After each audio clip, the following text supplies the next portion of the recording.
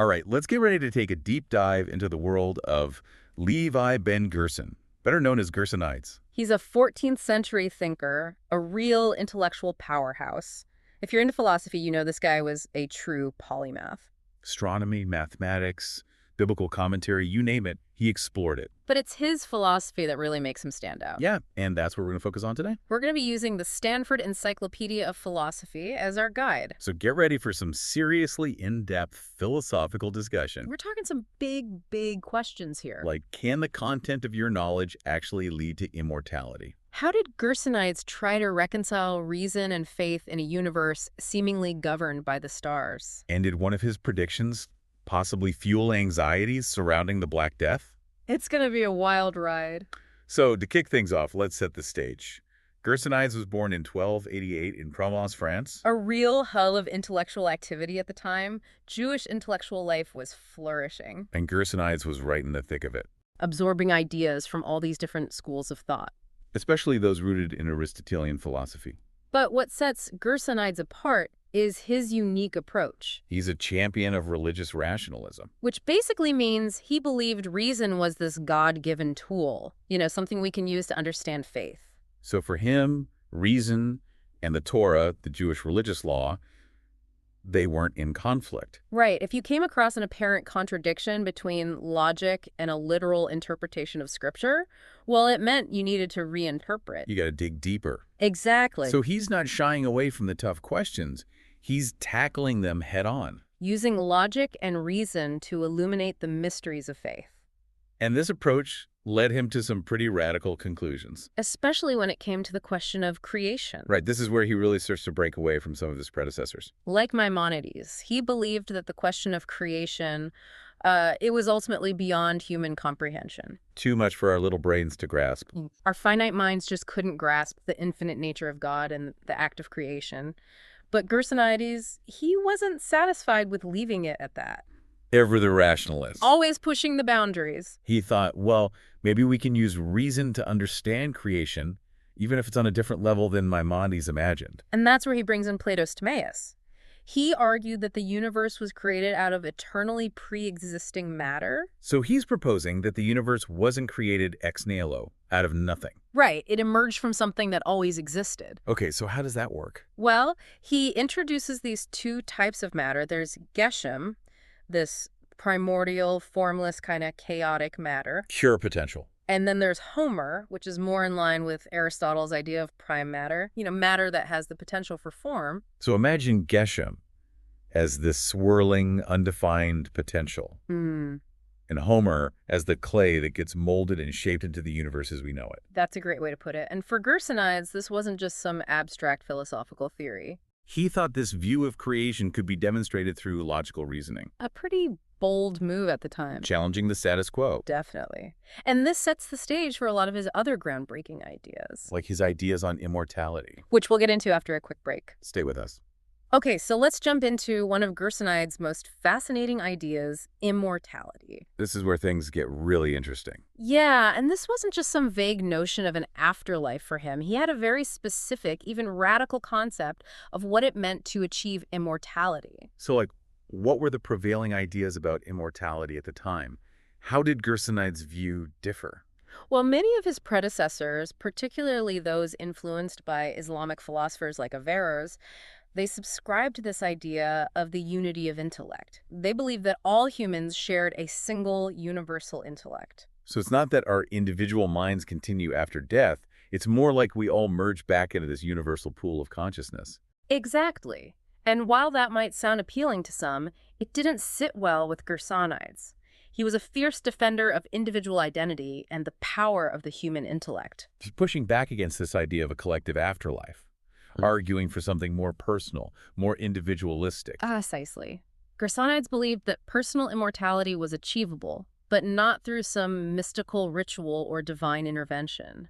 He tied it directly to the content of one's knowledge. Wait, so you're telling me that what I know determines whether I achieve immortality? That's a pretty high-stakes game of trivia. Well, it's not just about accumulating facts, it's about the depth and quality of your understanding. Gersonides argued that when the content of your knowledge reflects the rational order of the universe itself, you achieve a state of immortality. So it's not just about knowing a lot of stuff. It's about understanding the underlying principles, the fundamental laws that govern reality. Right. He believed that true knowledge, the kind that leads to immortality, is about grasping the intricate web of cause and effect, the interconnectedness of all things. It's about seeing the universe not as this random collection of events, but as a harmonious, rational system. I can see how this ties back to his religious rationalism. Reason isn't just a tool for understanding the physical world, it's the pathway to a higher spiritual state, even immortality. Exactly. And this leads us to another big question. If we can achieve immortality through our own intellect, what role does God play in all of this? Right, because it seems like he's shifting the focus away from divine grace or intervention and putting more emphasis on human agency. And that's where his ideas on divine knowledge and providence come in. Again, Gersonides isn't afraid to challenge traditional notions, even when it comes to God. Okay, so how did he reconcile human free will with the idea of a divine plan? Well, he starts by tackling this concept of divine omniscience. Traditionally, God is seen as knowing everything, past, present, and future. But Gersonides takes a different approach. He argued that God knows particulars, individual things, but only in a general sense, through their species. So God knows what a human being is, but not necessarily what I'm going to do tomorrow. Precisely. And he takes this even further, claiming that God doesn't actually have knowledge of future contingents, things that might or might not happen. That's a bold statement. It almost suggests that even God is bound by the limits of time and possibility. It's a departure from traditional views for sure. But for Gersonides, this was about preserving human free will. If God already knows everything we're going to do, does that truly leave any room for choice? It's a real philosophical conundrum. It is. But if God's knowledge isn't about specific details, what about providence? Does it even exist in Gersonides' system? It does, but again with a twist. He believed that providence also operates on a general level, applying to species rather than individuals. So it's like a gardener tending a garden. They care about the overall health of the plants, but might not intervene in every little detail of their growth. That's a great analogy. It suggests that God is concerned with the overall well-being of humanity, but doesn't micromanage our individual lives. This leaves space for us to make choices, to exercise our free will, even if those choices have consequences. I see. But that does raise some tricky questions, like, if God doesn't know the specifics of our future actions, how can we pray for specific outcomes?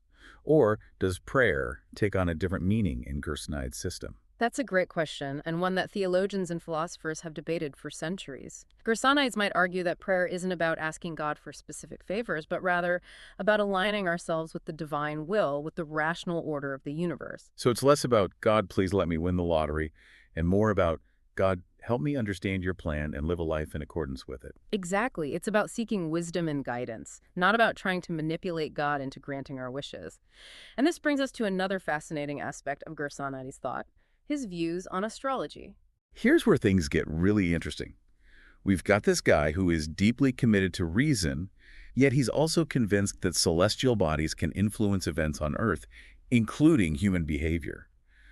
How does he square those seemingly contradictory views? Well, it's important to remember that for medieval thinkers, astrology wasn't seen as some mystical or superstitious practice. It was a respected science based on observation and mathematical calculations.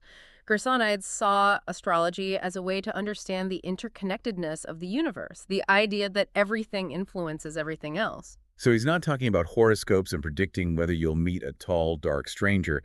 He's talking about a more holistic view of how celestial bodies might exert a subtle influence on earthly events. Right. He distinguishes between natural astrology, which is the idea that celestial bodies affect things like the weather and natural cycles, Right. and judicial astrology, which is more about predicting individual fates. So he's on board with the idea that the stars can influence the tides, but maybe not so much with them dictating whether I'll win the lottery. Exactly. He acknowledges that the stars might incline us towards certain actions or tendencies, but he also believes that our intellect and choices can override those influences. So it's not like we're puppets dangling from celestial strings. We have the capacity to resist those influences, to chart our own course. Precisely.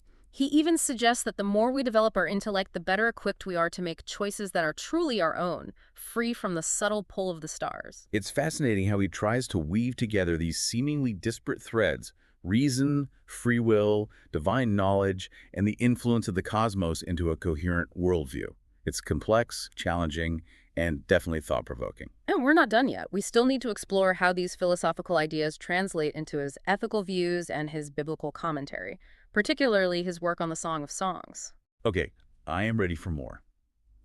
Let's dive into the next layer of Gersonides' thought and see how his ideas on ethics and biblical interpretation round out this philosophical puzzle. Okay, so we've covered so much ground with Gersonides, his ideas on creation, immortality, divine knowledge, and even astrology. But there's still one piece missing from this puzzle, Yeah, his ethical philosophy. and how he approached biblical interpretation. This is where he really tried to apply those philosophical insights to the realm of human experience, trying to understand, like, what does it mean to live a good life? What does it mean to live a meaningful life? And he explores these ideas most explicitly in his commentary on the Song of Songs, a text that's often interpreted as this allegory for the love between God and Israel. Right. But Gersonides takes a bit of a different approach. Yeah, he sees the Song of Songs as an allegory for this journey of intellectual and spiritual enlightenment. For him, true happiness, what he calls human felicity, it comes from knowing God. Okay. And this knowledge, it's achieved through understanding the natural world and its rational order. So it's not about blind faith or emotional piety.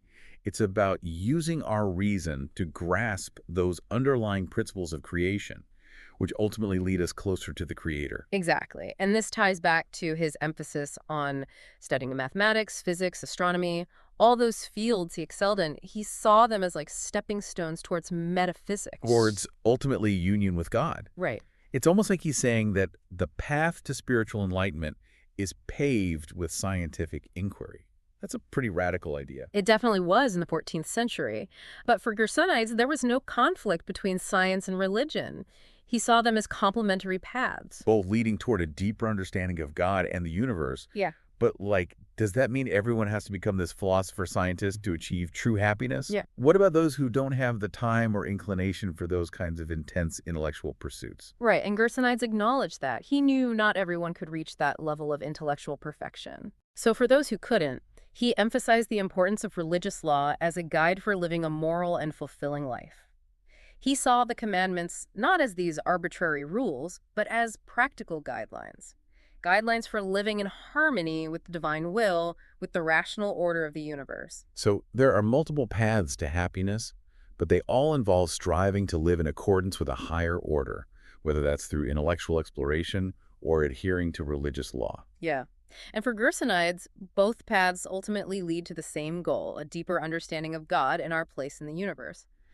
But even with this optimistic view of human potential, Gersonides wasn't naive. He knew about the challenges we face as humans. I mean, he lived in a time of huge upheaval, political instability, social unrest, and of course, the ever-present threat of disease. Which brings us back to that infamous prediction we mentioned earlier. Gersonides, the brilliant philosopher and astronomer, also dabbled in prognostication. And one of his predictions coincided with one of the darkest periods in human history, the Black Death. Yeah, in 1345, just a year before his death, Gersonides predicted that this conjunction of Saturn and Jupiter would bring about extraordinary evil, wars, famines, disease, widespread death. And, of course, just a few years later, the Black Death swept across Europe, killed millions. It's easy to see how people would connect those two events and see his prediction as this chilling prophecy. Yeah, absolutely. And it wasn't just the general public. Even the medical faculty of the University of Paris, they cited this conjunction as a possible cause for the plague. Wow. So even back then, people were looking to the stars for answers, trying to make sense of the chaos and suffering. But did Gersonides himself explicitly link his prediction to the Black Death? Did he see it as a confirmation of his astrological calculations? That's hard to say for sure. He died in 1344 before the plague really hit Europe, so we don't know for sure. But his writings do suggest that he had this deep awareness of the power of the stars to influence human affairs, even if he believed that human choice could sometimes override those influences. It's a fascinating dilemma. If he had lived to see the Black Death, how would he have reconciled his belief in human agency with this devastating scale of the plague? Would he have seen it as proof of the limits of human control, a stark reminder of the forces beyond our grasp? It's a question that's really open to interpretation, but I think it speaks to the complexity of Gersonides' thought.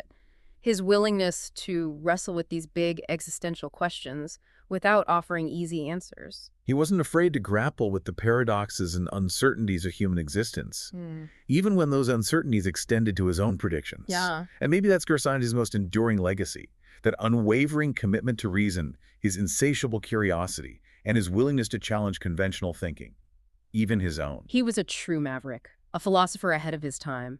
And while some of his ideas might seem strange or even contradictory to us today, they offer this valuable glimpse into the intellectual landscape of 14th century Europe, a time when faith and reason were often intertwined in ways we can only begin to imagine. So, as we wrap up this deep dive into the world of Gersonides, let's take a moment to appreciate his intellectual boldness, his willingness to push the boundaries of thought and explore the frontiers of knowledge. And who knows, maybe his ideas, even the ones that seem a little outlandish or controversial, they'll spark a new wave of inquiry, leading to even greater insights and discoveries down the road. Because ultimately, that's what Gersonides was all about. Asking the big questions, challenging assumptions, and pushing us to expand our understanding of the universe and our place in it. Well said. And thank you for joining us on this incredible journey into the mind of a true philosophical giant. We hope you've learned something new, gained a fresh perspective, and maybe even been inspired to do a little deep diving of your own.